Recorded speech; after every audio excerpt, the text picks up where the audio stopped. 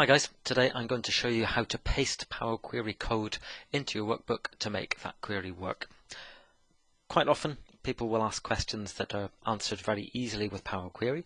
For example, on Excel forum, here's a recent question where I'll provide an answer and the answer is actually some Power Query code.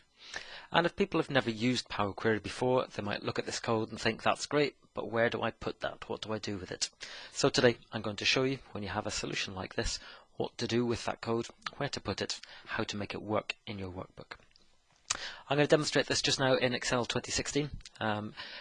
They've renamed Power Query to just get and transform data in Excel 2016.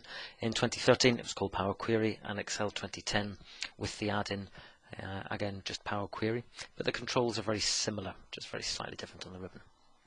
So when you have code like this, Power Query code that you want to paste into a query, we start off by clicking Get Data.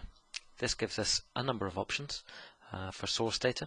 In this case, we want to choose from other sources and just select a blank query so that we can paste our code into it.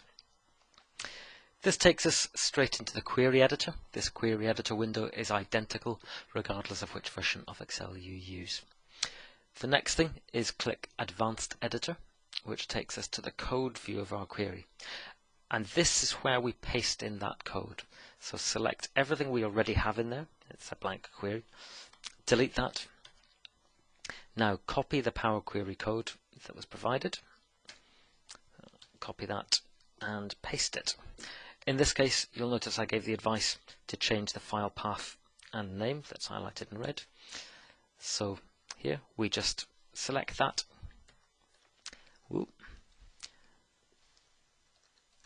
Select that path and name, change it to what we want it to be, and click Done.